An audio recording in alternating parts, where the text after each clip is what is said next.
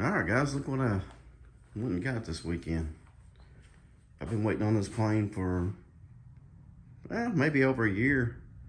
One of my buddies at my flying field, he's got one, and it's been on my radar ever since I seen it fly. It's one of the best flying airplanes that you can buy. But anyways, I wanted to give my thoughts on the plane, and I don't know, I haven't flown it yet, so all my thoughts on this plane today are just going to be about the plane itself and how it goes together, and my thoughts on it overall. So anyway, let's get started. I'm gonna go around to the other side. First of all, we'll start out with the price. I feel like I don't know how Motion sets their prices or whatever, but $579, it seems a little pricey for what you get with this plane. I know it's an awesome plane, and they probably sell every one they can make, but to me, $579 for this, and there's the only light you get is this, and the kit is a bit dated. There's like there's no plastic on these areas like it's right here, and there's like you can tell this kit's dated. It's just got like these little holes in the wing here that's still there, and there were some flaws in the paint. I think there's one on the tailpiece back there that's a flaw. I mean, I paid that Cougar right there was $489, and yeah, I realize it's a 80 millimeter. But man, that plane should be in the Hall of Fame. That thing's awesome. And yeah, it doesn't have the flight envelope that this one has, but it's got the plastic where the plastic should be. The retracts are awesome. The only thing I would do differently on that plane is maybe have a little bit better tires on it, like we all complain about all the time, which I'm going to complain about on this one too. And hey, and don't take none of this as complaints. It's just maybe if we all work together with Freewing and Motion RC and everybody, and the guys that work at Motion, maybe we can keep on turning out spectacular airplanes and keep making them better all the time, and they can keep selling more and more jets and bringing more people into the hobby, and we'll just keep on expanding on the hobby. But these planes are just getting better and better, and man, I can't lie, I love the Freewing line. And Motion RC's been really good, but yeah, I do think this plane is a little bit dated, and I think the cost is a little bit too high. But like I said, I mean, I don't know how Motion sets their price, but you don't get as much value with this jet, I'll just say that. But yeah, we all know it flies awesome. I see you guys on YouTube, that RC Forever, man, the way he flies this plane, it's like art watching him fly. He's an incredible flyer, and I watch all the guys on YouTube, man. If I'm not out flying, or if I'm not at work, man, I'm watching YouTube videos of you guys flying. So some of the others are Jonathan Holmes. He likes to bring out every ounce of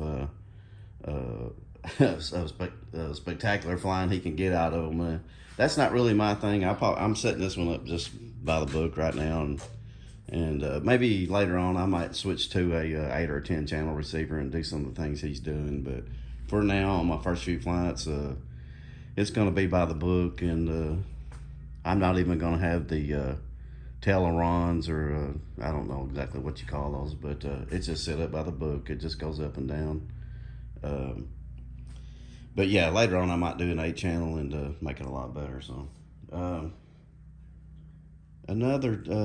I hate the wheels on these Freewing planes. I wish maybe Wes and that other guy, they call him Tom Cruise on the videos. I think his name's James. I don't remember his last name. Sorry about that. But maybe we can talk to Freewing and do something about these hard wheels. I mean, these hard wheels are, and the shocks are a little stiff. So when you got hard wheels and a little bit of a stiff shock, that if you have a little bit of a hard landing, that transfers into the to the fuselage of the plane.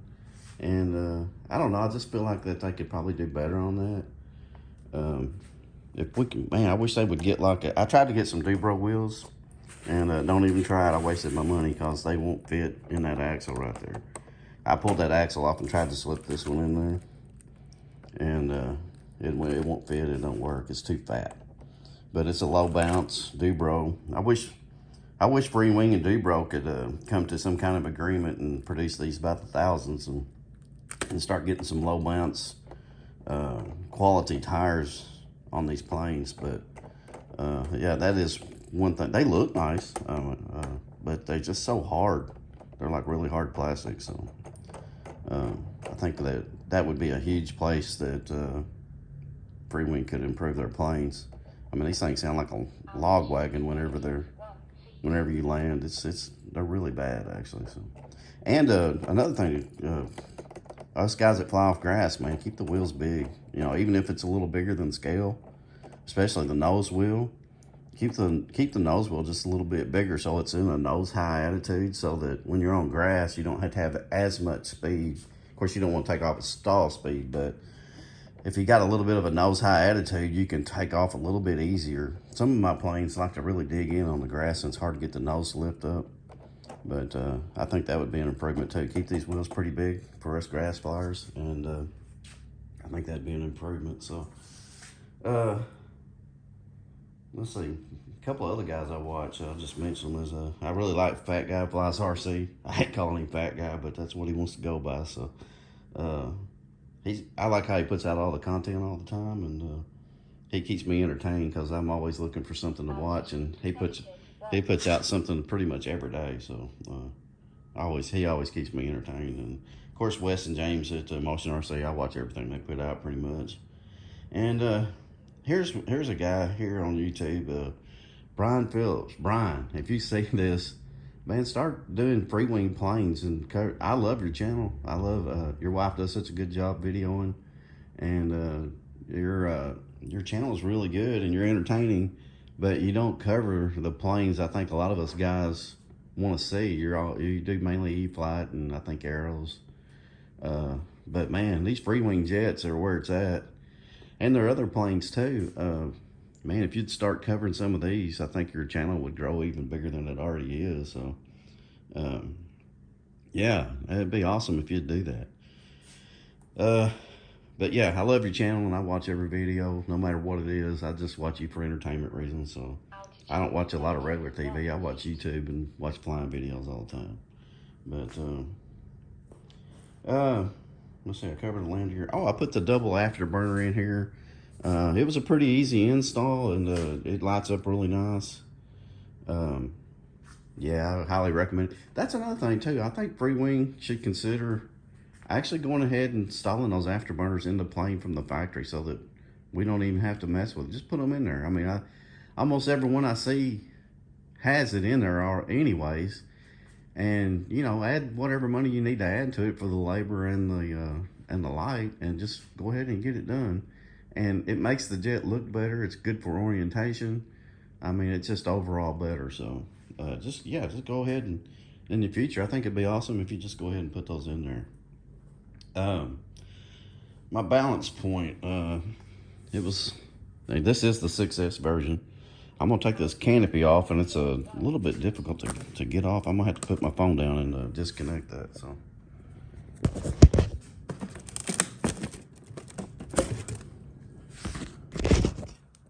sorry about that. But my canopy is a little hard to take off too. So I don't know why something's catching back here or what, but it kind of gets caught, and I kind of have to squeeze it to get it to come off. But 5,000 Admiral here, and that my balance point was pretty much as far up as I could get it by the book. Now, when I start flying it, I'm pretty sure I'm probably going to be moving it back a little bit and getting just a slightly aft balance point.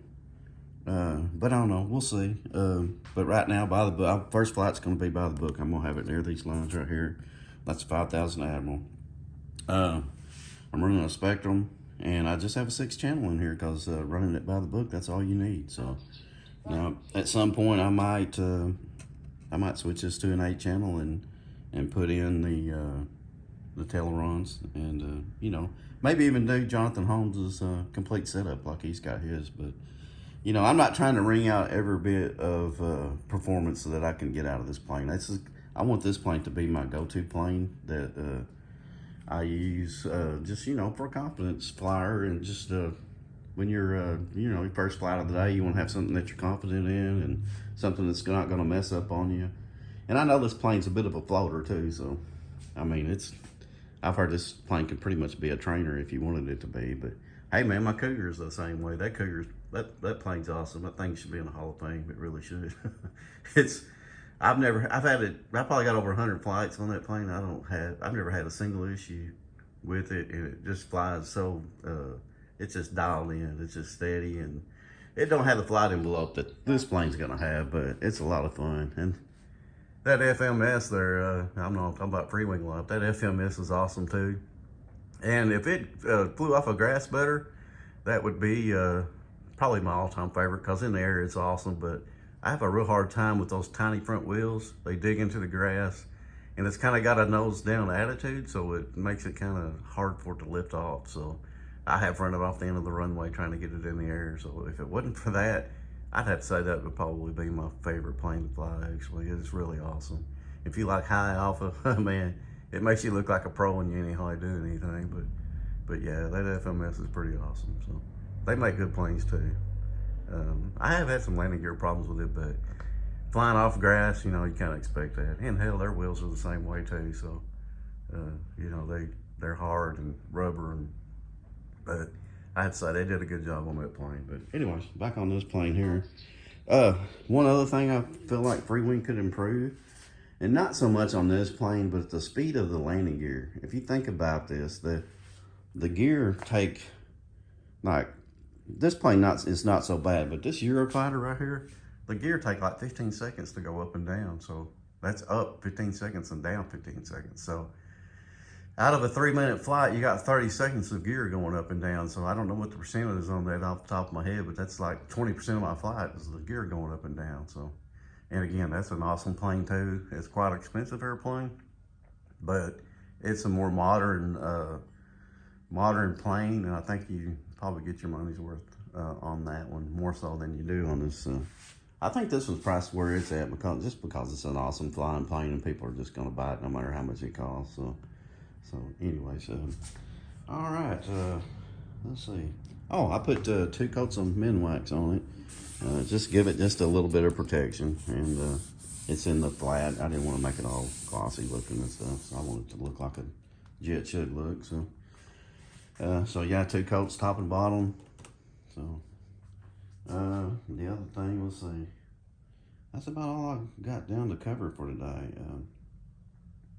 I'm probably gonna fly it on Friday. I'm on vacation this week, and it's been the weather's been terrible. We've had 25 to 35, 40 miles an hour winds every day.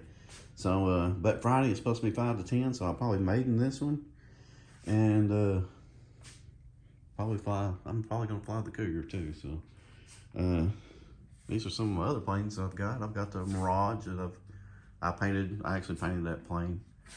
An Extreme Flight 3D plane. I've got a couple of E-Flight planes. I don't buy too many of the E-Flight planes anymore, but there's nothing wrong with them. Those 2 planes right there, my grandkids will go with me sometimes, and I buddy box of them. So they enjoy that. So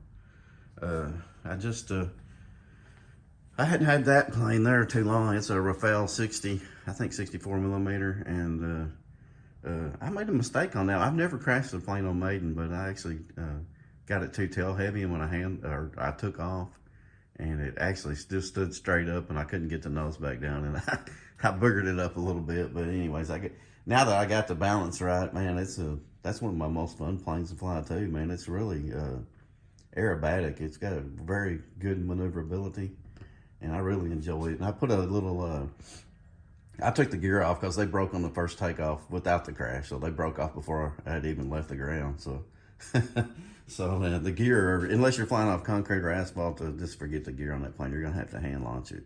So what I did, I made a skid plate on it, and I launched it with that. It's got a little finger gripper on there, and I try to put it in I guess you call it safe mode. I put it in safe mode and hand launch it, and then immediately come out of safe mode, and then just enjoy the flight. And man, it's awesome. I love that plane too. So, and this Mirage, dude, man, that thing is incredible. If you want one to get your heart beating, that's the one to get right there, and it don't cost much money. So $329, and whew, man, you can go vertical and it won't stop. So It does high alpha really good. Good flight envelope on this Mirage. It's advanced though, so if you don't have good flying skills, stay away from that. I've got the F-16, and it's a really good flying airplane. If you're new to jets, I would say that would be I don't know if you call it a trainer or not, but it wouldn't be a bad. If you got some flying skills, you can fly that one right there, no problem. And the Eurofighter, love that plane. It's awesomeness there. So, anyways, guys, that's about all I got to cover. I got everything set up by the book on it. So pretty much here's my high rate. There's my low rate. And elevator, like I said, it's by the book actually. Here's my high rates. And there's my low rates. I've got the they call for a 5mm offset from down here from the fuselage to the tip of the tail. Got that 5mm in there. I hope that's okay. It looks kind of weird, but that's what the book says to do, so that's what I did. Another thing, we was talking about this plane being dated. You know, you only got the one light. You know, there's no lights on it anywhere, so that's another cost savings they have. There's really nothing on this plane, so to me, $579 is a little bit expensive, but I love the plane. I'll still pay it, and you know, I want them to do good and stay in business and keep producing awesome planes. So I'm gonna put the gear up.